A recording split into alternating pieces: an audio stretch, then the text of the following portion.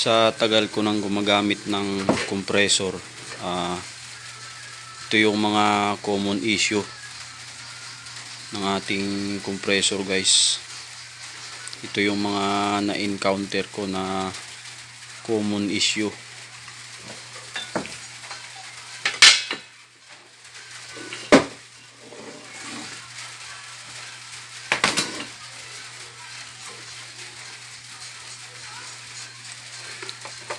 Tanggalin lang natin to para medyo malinis tingnan.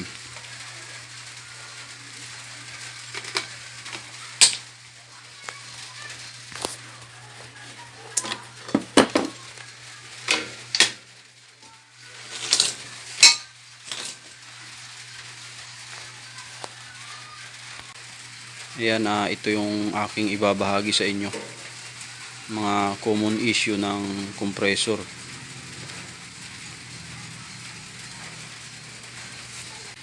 Alam kong magiging interesado ka dito, guys, lalo na sa mga nagbabalak bumili ng compressor at sa mga may compressor na. Baka ganito yung problema ng inyong compressor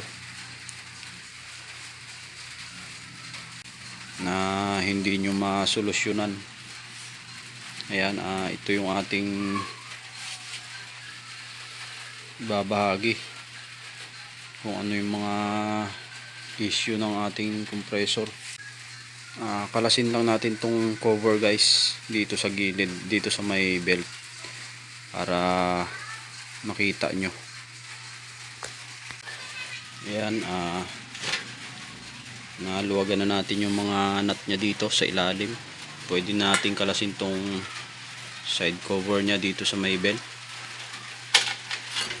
Ayan.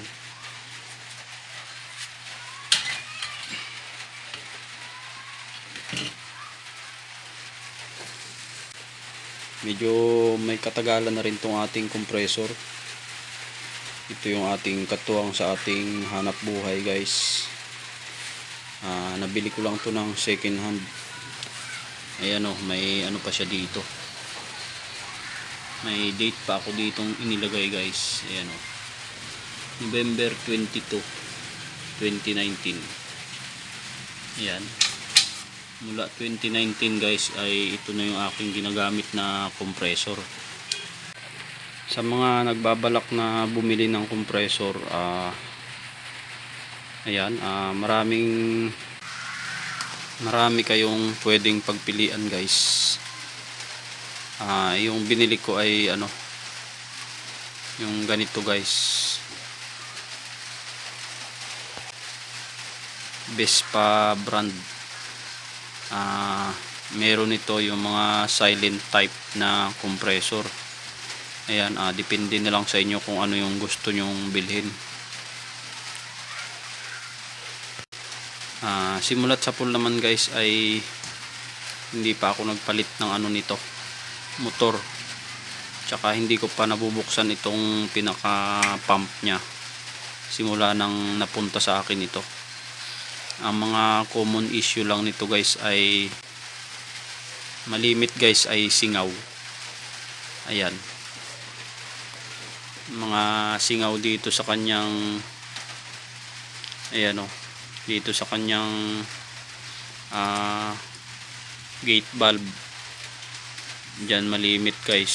Kapag sira na, sumisingaw dito sa taas ng tornilyo, kaya obligado kayong bumili, guys, ng bago. Ayan. Tsaka isa pang mga na-encounter ko dito, guys, mahinang kumarga ng hangin.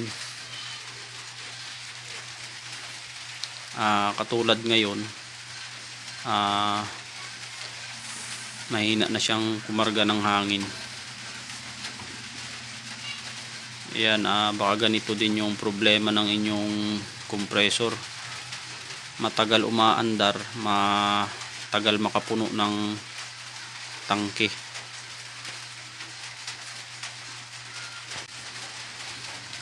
Kung mapapansin naman natin dito, bago pa yung belt nya. Ayan, kailan ko lang din napalitan to ng belt guys. Ayan, baka ganito rin yung mga problema ng inyong compressor. Check nyo lang tong belt, baka pud-pud na at medyo madulas na yung gilid. Kapag medyo madulas na yung gilid guys, ay palit na kayo ng bago. Tsaka check nyo rin yung tension ng inyong belt. Kailangan yan guys ay medyo mahigpit, kasi kapag yan ay medyo luwag, kapag umandar itong motor ay umi-slide guys. Kasi kapag medyo nasa marami ng karga yung ating compressor, medyo mahirap na yan iikot, kaya may tendency yan na mag-slide guys yung ating belt. Ayan,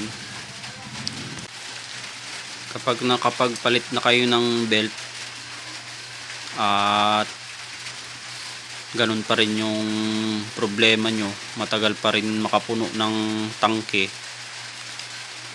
check nyo itong ano guys, yung kanyang pulley. Ayan,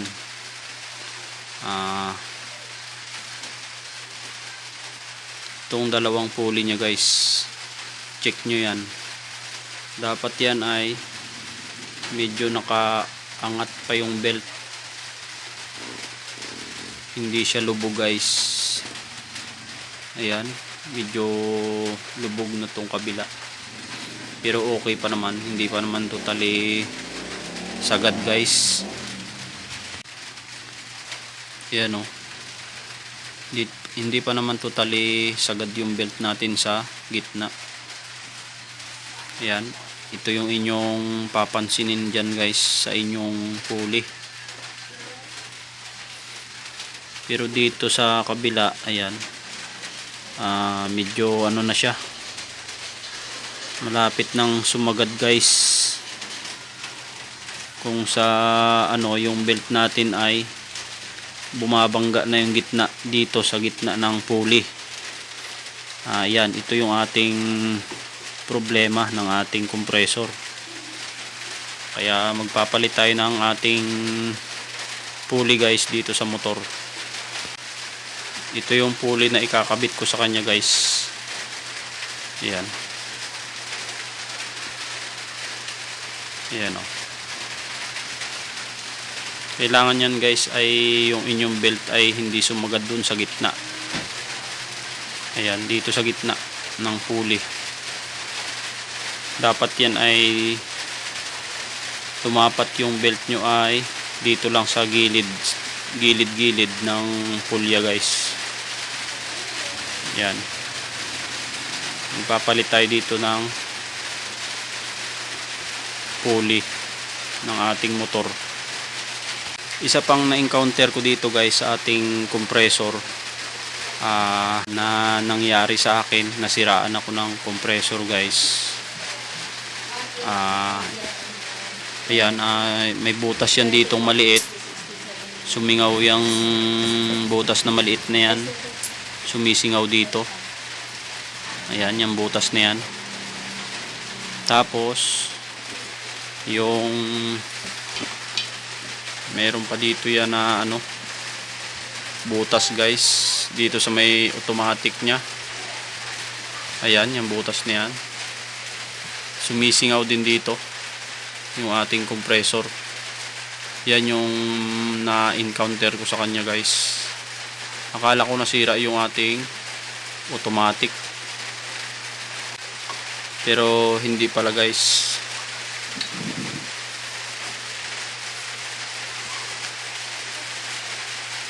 Kapag sumingaw dito yan, uubusin niyo yung inyong hangin.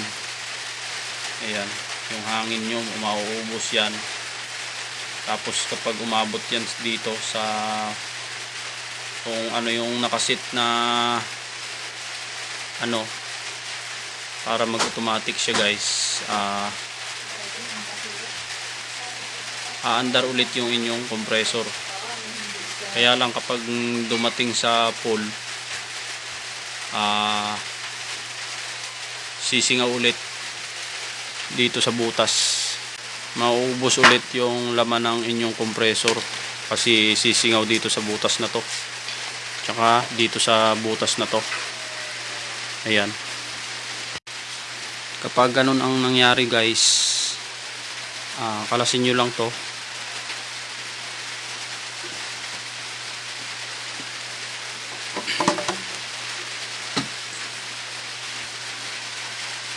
Check nyo ito kung sumisingaw din dito yung galing sa tangke natin na hangin. Kapag sumingaw yan dito, posible guys yung ating gate valve dito or yung ating one way nasira na. Ayan.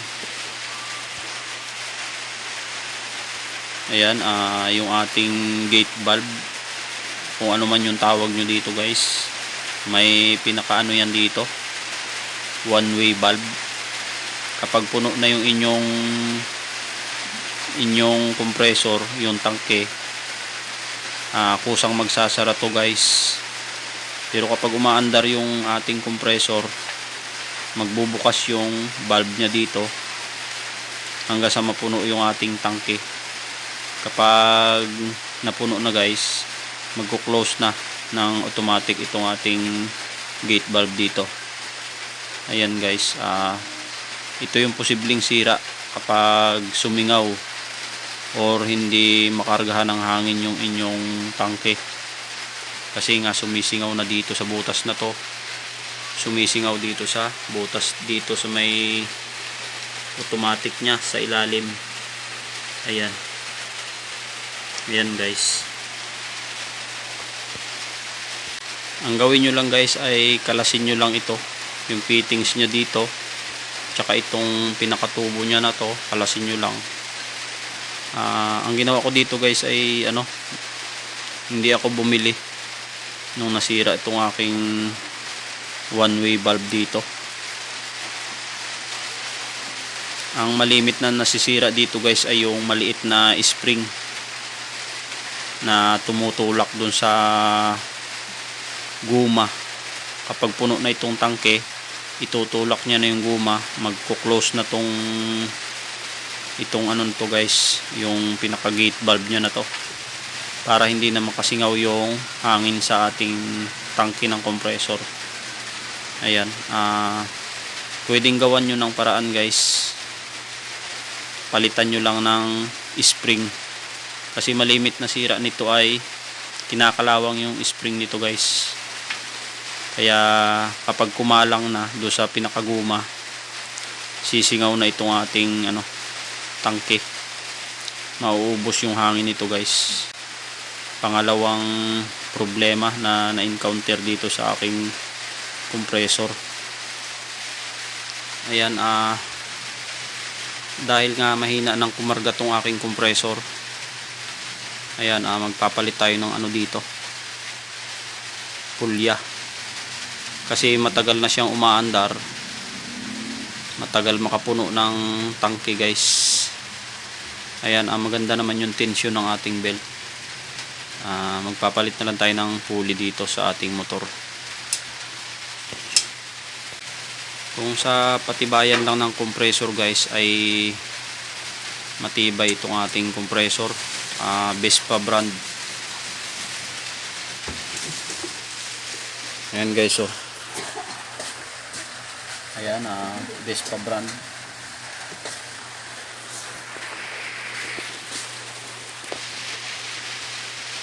Ayan, tsaka yung automatic nya dito, ayan, ganito yung design ng kanyang automatic. Naghanap ako ng ganitong design guys sa mga bagong compressor, pero wala na akong nakikita.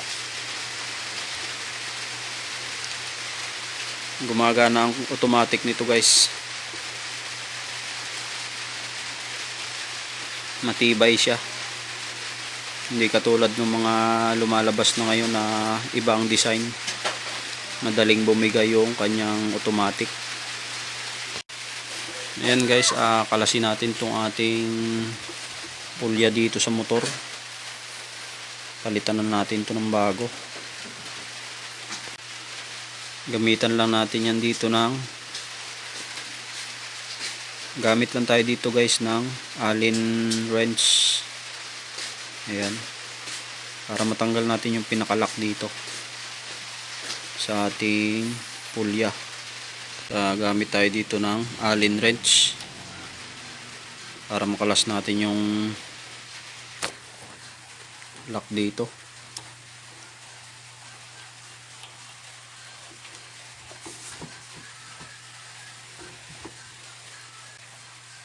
Madali naman natin siyang nakalas kasi nilagyan ko muna siya ng langis. Binabarang ko na siya ng langis guys para maalwa nating kalasin.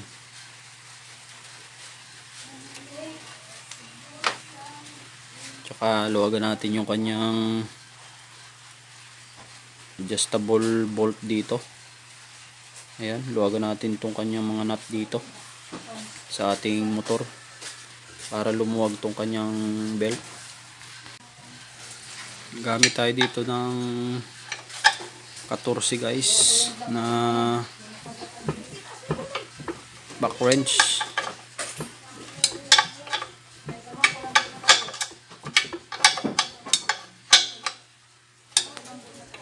Ayan.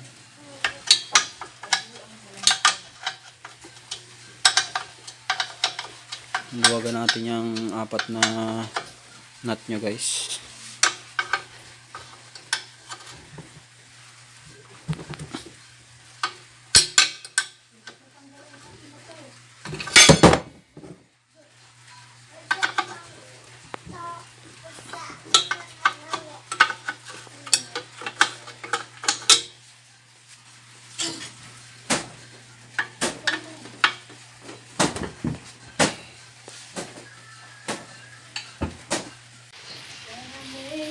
Ayan, naluwagan na natin.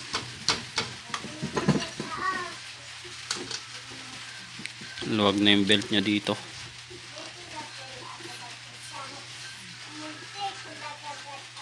Pwede na nating kalasin guys.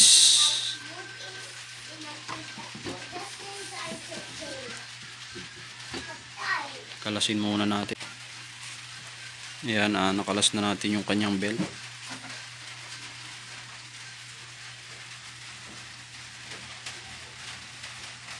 Ayan, malaki pa naman yung pinapatungan ng belt niya dito. Hindi pa naman totally sumasagad yung belt sa ilalim guys.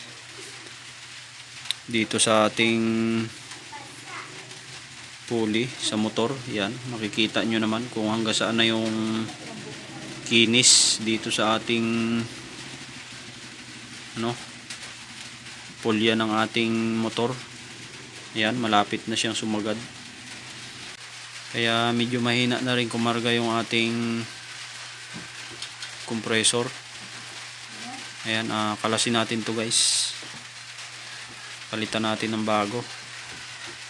Gamitan natin siya ng puller para makalas natin tong kanyang pulley. Kasi baka masira kapag pinwirsa natin. Kaya gamitan natin siya ng puller para mapalitan natin ng pulya guys.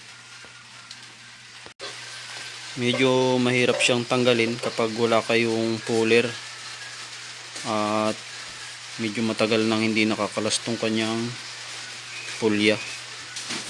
Ayan, kailangan natin ng puller guys para matanggal natin tong pulya nya. Kasi kapag yan ay pinwersa nyo, sinikwat-sikwat nyo lang, ay baka bumigay itong ating motor ng compressor.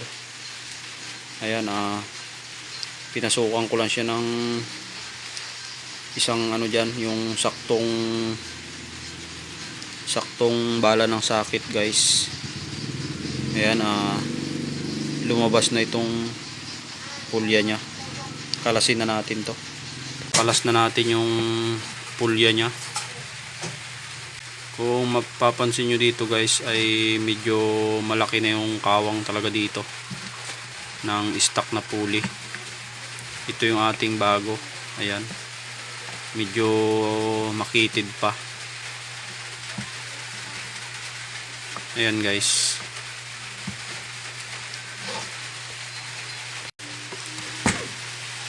Ito yung belt natin. Sukat natin dito sa pulley.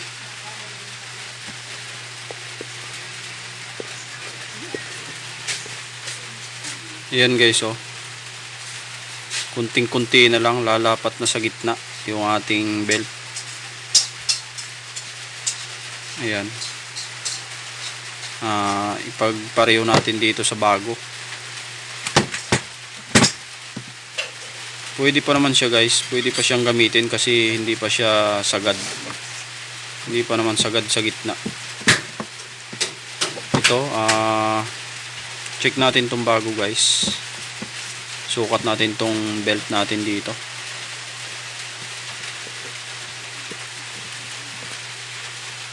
Ayan,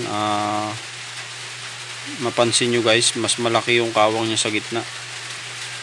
Mas mahaba-haba pang gagamitin kapag bago. Lalo at nagpalit tayo ng bagong belt. Yan. Mas malaki yung kawang niya sa gitna. Ang pinagkaiba nilang nila guys ay maliit itong ating pulya. Ayan. Mas malaki ng kaunti yung bilog. Tsaka mas mabigat. Itong pulley niya dito na ating nabili guys ay magaan na. Tsaka mas maliit yung bilog niya guys. Ayan, ikabit na natin to. Palitan na natin ng pulya yung ating compressor.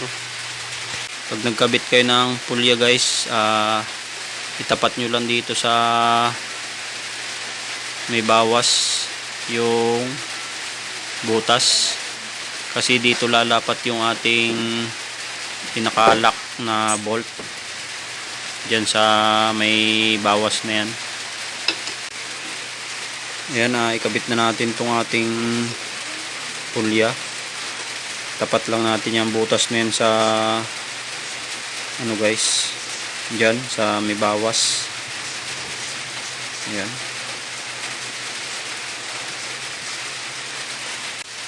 Ayan guys, naikabit na natin. Testingin natin to. Try nating paandarin guys. Pasingawin lang natin to dito kasi may laman pa siyang hangin.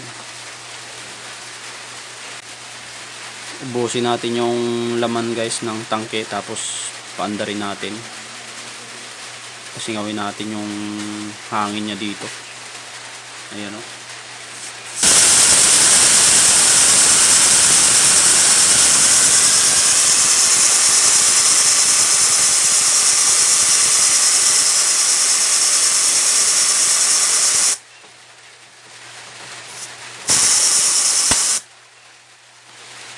Ayun guys, lumagatik na yung kanyang automatic. Ibig sabihin magkakarga na siya kapag sinaksak natin sa kuryente. Ayan, kargahan natin guys ng hangin.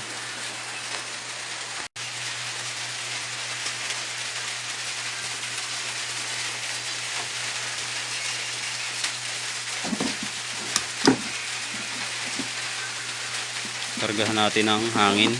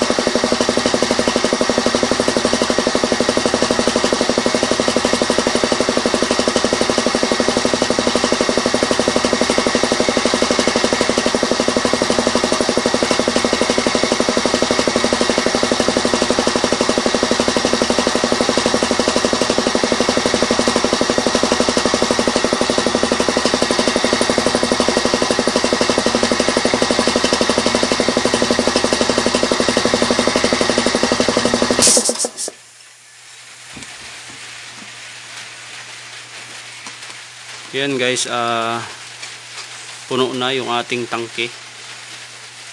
Ang standard niyan guys ay nasa 60 PSI lang.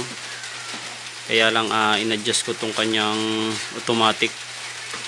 Yan guys ay nasa 70 PSI na or 80. Ayan, dapat dito lang sa gitna guys, medyo nasubrahan ng kaunti sa pag-adjust.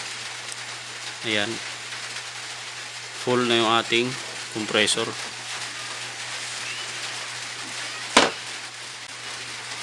Malakas na ulit siyang kumarga ng hangin.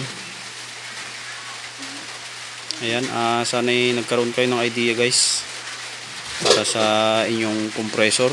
Kung ganito yung naging problema ng inyong compressor, ay sana'y nagkaroon kayo ng idea. Ayan, okay na guys. Paki-subscribe nyo na lang po yung aking channel, tsaka pakipindot nyo na rin yung notification bell para lagi kayong updated sa aking mga video tutorial. Maraming salamat po.